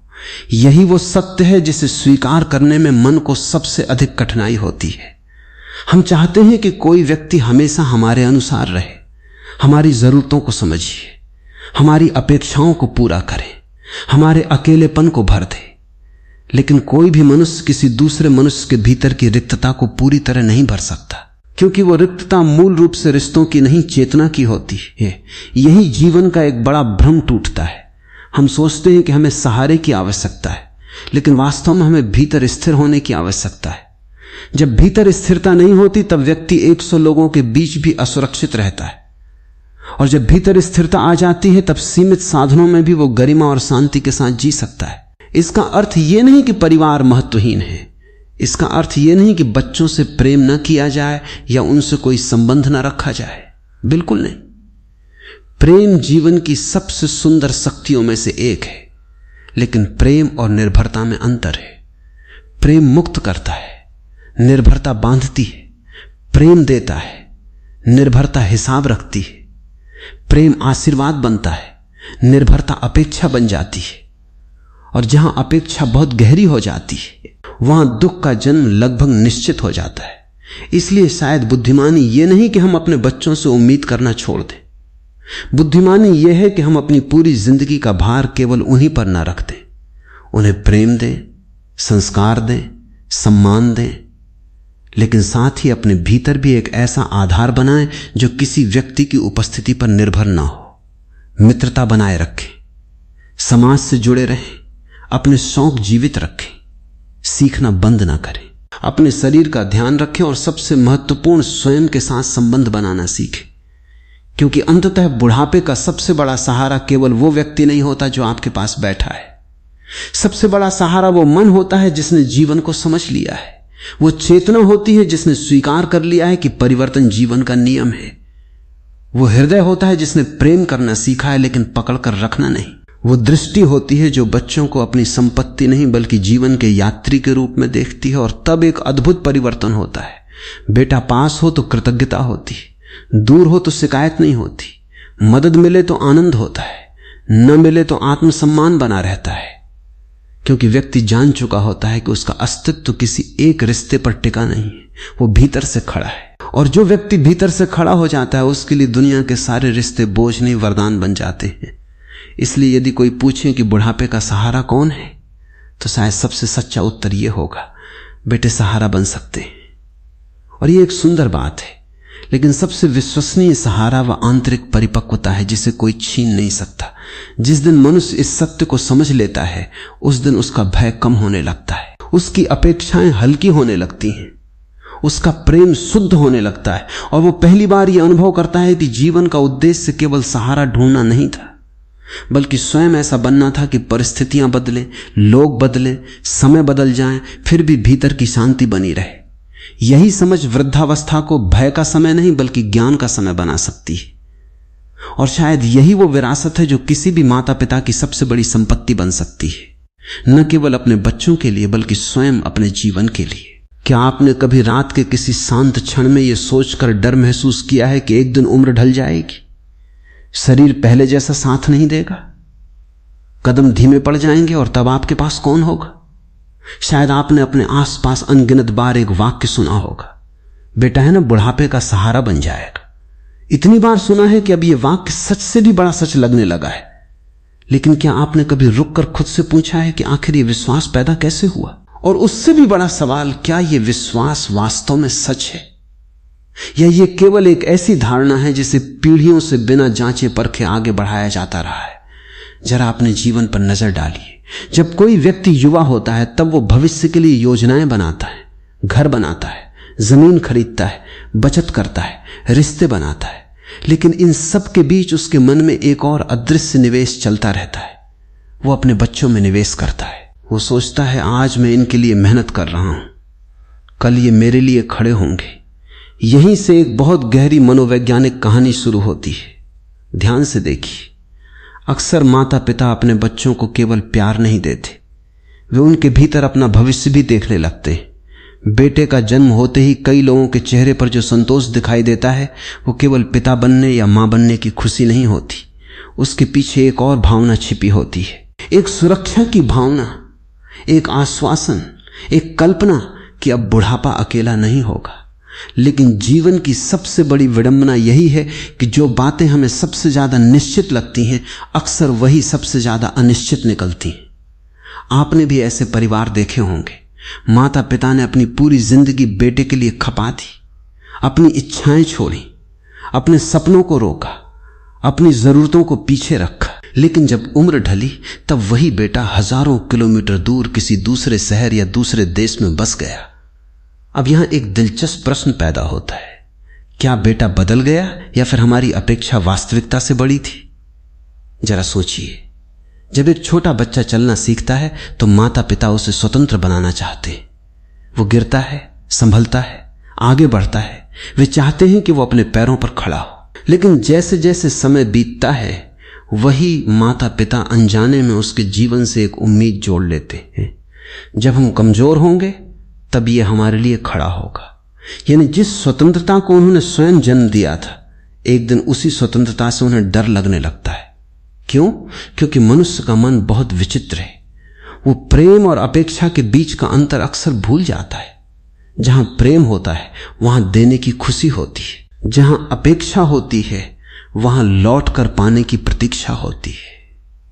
और प्रतीक्षा जितनी लंबी होती जाती है, दुख की संभावना उतनी ही बढ़ती जाती है। लेकिन ठहरिए, ये चर्चा इतनी सरल नहीं है कि हम कह दें कि अपेक्षा गलत है, क्योंकि हर अपेक्षा के पीछे एक भय छिपा होता है। और बुढ़ापे से जुड़ा सबसे बड़ा भय क्या है? अकेलापन। ध्यान दीजिए, अधिकांश लोग मृत्यु से उतना नहीं डरते जितना अकेले पड़ जाने से डरते हैं। कई वृद्ध लोग कहते हैं कि उन्हें बीमारी का डर नहीं है। उन्हें डर है कि बीमारी के समय पानी का गिलास कौन देगा। उन्हें दर्द का डर नहीं है। उन्हें डर है कि दर्द सुनने वाला कौन होगा। उन्हें चलने में कठिनाई का डर नहीं है। उन्हें डर है कि गिर जाने पर उठाएगा कौन। यहीं से सहारे की पूरी अवधारणा जन्म लेती है और धीरे धीरे समाज ने इस सहारे का चेहरा तय कर दिया। बेटा, लेकिन क्या सचमुच सहारे का कोई लिंग होता है? क्या सहारा केवल रिश्ते से आता है? क्या खून का रिश्ता ही सबसे बड़ा रिश्ता होता है, या फिर जीवन कहीं अधिक जटिल है? कभी कभी एक बेटा घर में रहकर भी बहुत दूर होता है और कभी कभी कोई दूर रहने वाला व्यक्ति दिल से इतना पास होता है कि वो परिवार से भी बड़ा सहारा बन जाता है। ये बात सुनने में असहज लग सकती है, क्योंकि ये उस विश्वास को चुनौती देती है जिसके ऊपर न जाने कितनी पीढ़ियों ने अपनी मानसिक सुरक्षा खड़ी की। लेकिन जीवन को समझने का पहला कदम यही है कि हम उन बातों पर प्रश्न करें जिन्हें हमने बिना सोचे स्वीकार कर लिया है। एक वृद्ध व्यक्ति की कहानी है। उन्होंने पूरी जिंदगी यही सोचकर मेहनत की कि उनका बेटा उनके बुढ़ापे की लाठी बनेगा। उन्होंने अपने लिए बहुत कम बचाया, अपने शौक त्याग दिए, दोस्तों से दूरी बना ली, सामाजिक जीवन सीमित कर दिया। उनकी पूरी दुनिया धीरे धीरे केवल एक व्यक्ति के इर्द गिर्द सिमटती गई। बेटा साल गुजरते गए, बेटा बड़ा हुआ, सफल हुआ और फिर अपने जीवन की जिम्मेदारियों में इतना व्यस्त हो गया कि पिता की कल्पना और बेटे की वास्तविकता के बीच एक लंबी दूरी पैदा हो गई। अब यहां सबसे दुखद बात क्या थी? बेटे का दूर होना नहीं। सबसे दुखद बात यह थी कि उस वृद्ध व्यक्ति ने अपने जीवन के सारे सहारे एक ही खंभे पर टिकाकर रख दिए थे, और जब वो खंभा उनकी कल्पना के अनुसार मजबूत नहीं निकला, तब पूरी मानसिक दुनिया हिल गई। अब जरा अपने जीवन की ओर लौटिए।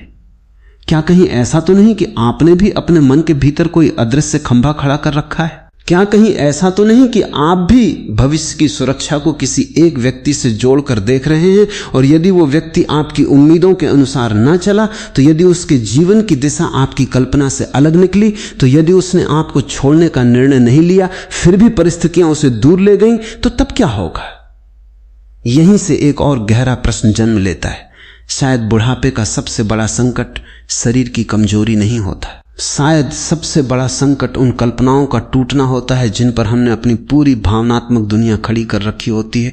और यही वो जगह है जहां हमें यह समझना शुरू करना होगा कि सहारा वास्तव में क्या है। क्योंकि हो सकता है कि जिस चीज को हम जीवन भर सहारा समझते रहे उसका अर्थ कुछ और ही हो। क्योंकि हो सकता है कि जिस चीज को हम जीवन भर सहारा समझते रहे उसका अर्थ कुछ और ही हो। जरा गौर कीजिए, जब कोई व्यक्ति कहता है मेरा बेटा मेरा सहारा है, तो वो वास्तव में क्या कह रहा होता है? क्या वो केवल ये कह रहा है कि कोई उसके लिए दवा लेकर आएगा, कोई अस्पताल ले जाएगा, कोई आर्थिक सहायता करेगा, या फिर इसके पीछे कुछ और गहरा छिपा है? मनुष्य केवल रोटी, कपड़ा और दवा से नहीं जीता। उसे ये एहसास भी चाहिए होता है कि वो किसी के लिए महत्वपूर्ण है। उसे ये महसूस होना चाहिए कि उसकी उपस्थिति अभी भी किसी के जीवन में मायने रखती है। और शायद यही कारण है कि बहुत से बुजुर्गों को सबसे ज्यादा पीड़ा तब होती है जब उनकी बातों को अनसुना कर दिया जाता है। ध्यान से देखिए, कई बार बेटा घर में मौजूद होता है, सारी सुविधाएं मौजूद होती हैं, अच्छा घर होता है, अच्छा भोजन होता है, दवाइयों की कमी नहीं होती, लेकिन फिर भी माता पिता के भीतर एक खालीपन बना रहता है। क्यों? क्योंकि शरीर की जरूरतें पूरी हो रही होती हैं, लेकिन मन की जरूरतें अधूरी रह जाती हैं। वो चाहते हैं कि कोई उनकी बात सुने, उनके अनुभवों को महत्व दे, उनके अस्तित्व को स्वीकार करें, उनकी आंखों में देखकर कहें कि आप अभी भी हमारे लिए महत्वपूर्ण हैं। यहीं पर एक बहुत बड़ा भ्रम टूटने लगता है। सहारा केवल शारीरिक नहीं होता, सहारा भावनात्मक भी होता है, सहारा मानसिक भी होता है, सहारा आध्यात्मिक भी होता है। और कई बार सबसे बड़ी विडंबना यह होती है कि लोग पूरी जिंदगी शारीरिक सहारे की तैयारी करते रहते हैं, लेकिन भावनात्मक सहारे की नहीं। उन्होंने बैंक बैलेंस बनाया, मकान बनाया, जमीन बनाई, लेकिन ऐसे रिश्ते नहीं बनाए जिनमें आत्मीयता जीवित रहे। उन्होंने बच्चों का भविष्य बनाया, लेकिन अपना वर्तमान जीना भूल गए। उन्होंने परिवार को समय दिया, लेकिन स्वयं को जानने का समय नहीं दिया। और फिर जब उम्र ढलती है तब अचानक उन्हें महसूस होता है कि उनके पास लोग तो हैं, लेकिन भीतर एक अजीब अकेलापन भी है। क्या आपने कभी सोचा है कि ऐसा क्यों होता है? क्योंकि अकेलापन लोगों की कमी से नहीं आता। अकेलापन अक्सर स्वयं से दूरी के कारण पैदा होता है। यह बात पहली बार सुनने पर अजीब लग सकती है, लेकिन जरा याद कीजिए, कई लोग भीड़ में भी अकेले महसूस करते हैं और कई लोग अकेले होकर भी शांत और संतुष्ट रहते हैं। अंतर कहां है? अंतर भीतर है। अंतर उस संबंध में है जो व्यक्ति ने स्वयं के साथ बनाया है। लेकिन समाज ने हमें बचपन से क्या सिखाया कि तुम्हारी खुशी बाहर है, तुम्हारी सुरक्षा बाहर है, तुम्हारी पहचान बाहर है, तुम्हारा सहारा बाहर है। और जब कोई बात हजारों बार दोहराई जाती है तो वो सत्य जैसी लगने लगती है। इसीलिए अधिकांश लोग अपने जीवन की पूरी संरचना बाहरी सहारों पर खड़ी कर लेते हैं। कोई धन को सहारा मानता है, कोई पद को, कोई रिश्तों को और कोई बेटे को। लेकिन जीवन बार बार एक ही शिक्षा देता है, जिस चीज को तुम स्थायी मानते हो वही सबसे पहले बदल जाती है। बच्चा छोटा था, बड़ा हो गया। जो घर कभी हंसी से भरा रहता था वो खाली हो गया। जो लोग हर दिन साथ बैठते थे वे अपनी अपनी दुनियाओं में खो गए।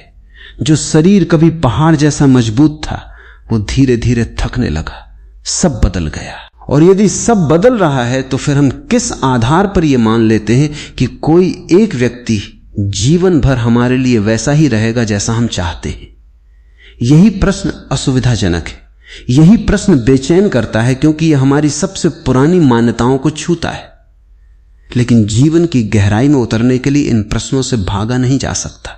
एक और बात पर ध्यान दीजिए। बहुत से माता पिता कहते हैं हमने बच्चों के लिए इतना किया, बदले में हमें क्या मिला? यह वाक्य सुनने में बिल्कुल स्वाभाविक लगता है, लेकिन इसके भीतर छिपा हुआ मनोविज्ञान बहुत गहरा है।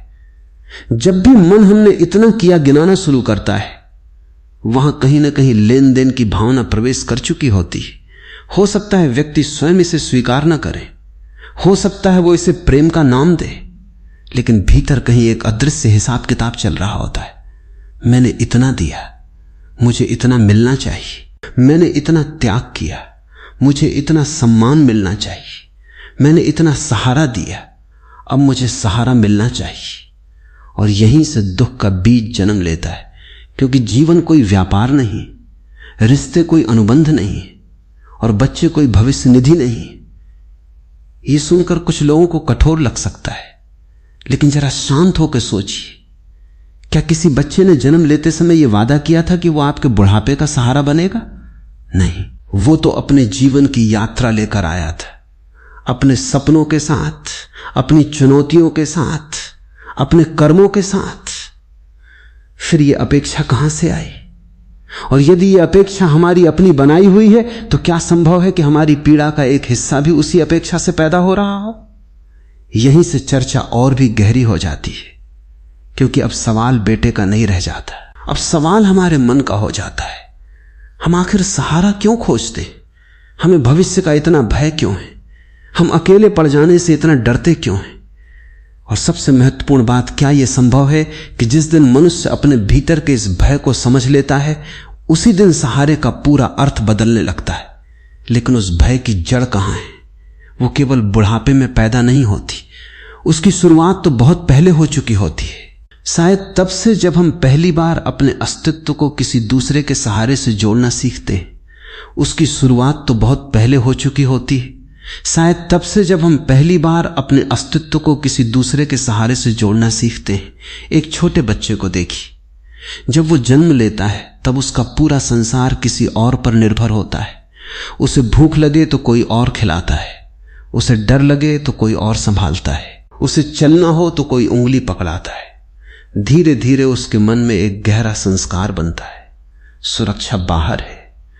और यही संस्कार उम्र के साथ केवल अपना रूप बदलता रहता है। बचपन में माता पिता सुरक्षा बन जाते हैं, युवावस्था में मित्र, साथी, समाज या पैसा सुरक्षा बन जाता है, और वृद्धावस्था में अक्सर संतान सुरक्षा का प्रतीक बन जाती है। ध्यान दीजिए, वस्तुएं बदलती रहती हैं लेकिन मन का पैटर्न वही रहता है। मन हमेशा किसी न किसी सहारे को पकड़ना चाहता है। क्यों? क्योंकि उसे अनिश्चितता से डर लगता है। उसे यह स्वीकार करने में कठिनाई होती है कि जीवन पूरी तरह हमारे नियंत्रण में नहीं है, और यही वो सत्य है जिससे अधिकांश लोग जीवन भर बचते रहते हैं। एक बार एक वृद्ध व्यक्ति ने कहा था, मुझे अपने बेटे से शिकायत नहीं। यह सुनकर सामने वाला व्यक्ति चौंक गया, क्योंकि वर्षों से वो जानते थे कि बेटा मुश्किल से महीने में एक बार फोन करता है, मुलाकातें भी बहुत कम होती थी। फिर भी वृद्ध व्यक्ति ने कहा, शिकायत बेटे से नहीं है, शिकायत अपनी सोच से है। यह बहुत असामान्य उत्तर था। उन्होंने आगे कहा, मैंने अपने मन में एक तस्वीर बना ली थी। मुझे लगता था कि एक दिन मेरा बेटा मेरे पास बैठेगा, मेरी बातें सुनेगा, मेरे साथ समय बिताएगा, लेकिन वो तस्वीर मेरी थी, उसकी नहीं। अब जरा रुक कर इस बात को महसूस कीजिए। जीवन में हमारा अधिकांश दुख वास्तविकता से नहीं बल्कि उस कल्पना से पैदा होता है जिसे हम वास्तविकता मान बैठे होते हैं। हम लोगों को नहीं देखते, हम उनके बारे में बनाई हुई अपनी तस्वीरों को देखते। हम बच्चों को नहीं देखते, हम अपने सपनों का विस्तार देखते। हम रिश्तों को नहीं देखते, हम उनसे जुड़ी उम्मीदों को देखते हैं। और जब वास्तविक जीवन उन उम्मीदों से मेल नहीं खाता, तब हमें लगता है कि दुनिया बदल गई है, जबकि कई बार दुनिया नहीं बदलती, केवल हमारी कल्पना टूटती है। और कल्पनाएं जब टूटती हैं तब दर्द बहुत गहरा होता है, क्योंकि कल्पनाओं में केवल विचार नहीं होते, उनमें वर्षों का भावनात्मक निवेश होता है, सैकड़ों त्याग होते हैं, हजारों उम्मीदें होती हैं, अनगिनत रातों की मेहनत होती है। इसलिए जब कोई माता पिता कहते हैं कि उन्हें बेटे से दुख मिला है, तो कई बार दुख केवल बेटे के व्यवहार से नहीं आता, दुख उस कहानी के टूटने से आता है जो उन्होंने वर्षों तक अपने भीतर संजो कर रखी थी।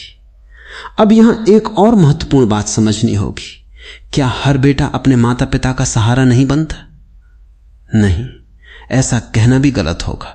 दुनिया में अनगिनत बेटे हैं जो अपने माता पिता के लिए सब कुछ करते, उनकी सेवा करते, उनकी देखभाल करते, उनकी खुशी का ध्यान रखते। लेकिन यहां प्रश्न किसी एक बेटे या किसी एक परिवार का नहीं है।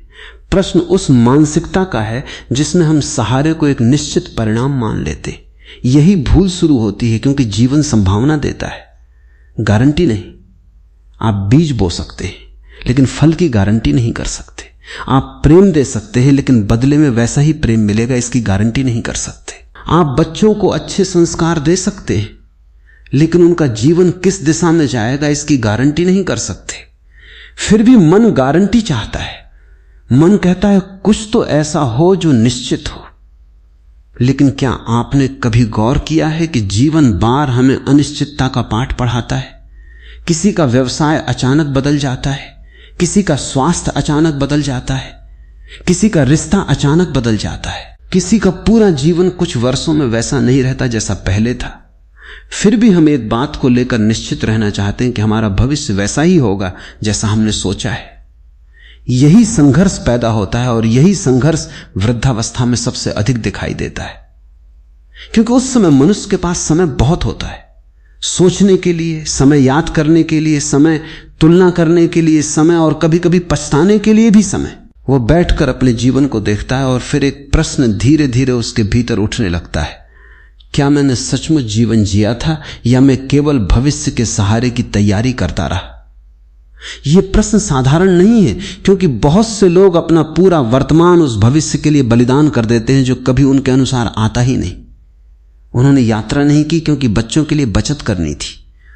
उन्होंने अपने शौक छोड़ दिए क्योंकि बच्चों की पढ़ाई जरूरी थी। उन्होंने मित्रों से दूरी बना ली क्योंकि परिवार ही सब कुछ था। उन्होंने स्वयं को भुला दिया क्योंकि उन्हें लगा कि एक दिन बच्चे ही उनकी दुनिया होंगे। लेकिन जब वो दिन आता है तब उन्हें पता चलता है कि बच्चों की भी अपनी दुनिया है, अपने संघर्ष है, अपनी जिम्मेदारियां हैं, अपनी दौड़ है। और तब पहली बार उन्हें अपने भीतर एक खाली कमरा दिखाई देता है, एक ऐसा कमरा जिसे उन्होंने वर्षों से खोला ही नहीं था।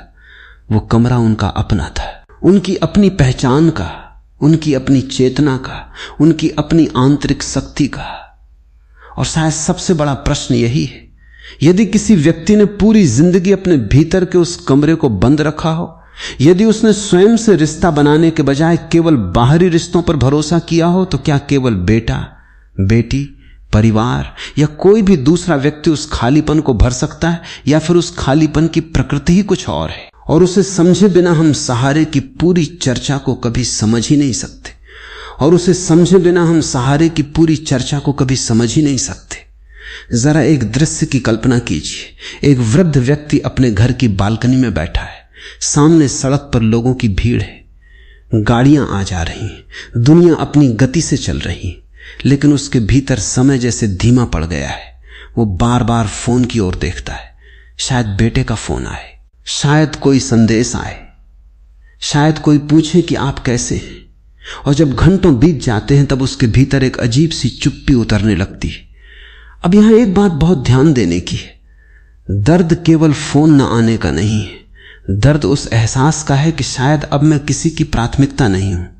और मनुष्य के लिए यह एहसास बहुत भारी होता है, क्योंकि पूरी जिंदगी उसने स्वयं को किसी न किसी भूमिका में देखा होता है, किसी का पिता, किसी का पति, किसी का कमाने वाला, किसी का मार्गदर्शक, किसी का संरक्षक। लेकिन जैसे जैसे उम्र बढ़ती है ये भूमिकाएं धीरे धीरे कम होने लगती हैं, और तब पहली बार व्यक्ति का सामना स्वयं से होता है। अब वो कौन है? यदि उससे उसकी भूमिका छीन ली जाए, तो यदि उससे उसकी पहचान छीन ली जाए, तो यदि उससे उसका महत्व छीन लिया जाए, तो क्या बचता है? यहीं से आध्यात्मिक यात्रा का वास्तविक द्वार खुलता है। लेकिन अधिकांश लोग उस द्वार तक पहुंचकर वापस लौट जाते हैं, क्योंकि उन्होंने पूरी जिंदगी बाहर की दुनिया को समझने में बिताई होती है, भीतर की दुनिया को नहीं। उन्होंने लोगों को पढ़ा होता है, स्वयं को नहीं। उन्होंने रिश्तों को संभाला होता है, अपने मन को नहीं। और यही कारण है कि वृद्धावस्था कई लोगों के लिए केवल उम्र का पड़ाव नहीं बनती, वो एक दर्पण बन जाती है। एक ऐसा दर्पण जिसमें व्यक्ति पहली बार अपनी पूरी जिंदगी को साफ साफ देखता है। वो देखता है कि उसने कहां प्रेम किया था और कहां अपेक्षा पाल ली थी। वो देखता है कि कहां त्याग था और कहां छिपा हुआ सौदा था। वो देखता है कि कहां स्नेह था और कहां भविष्य की सुरक्षा पाने की इच्छा थी। और यह देखना आसान नहीं होता,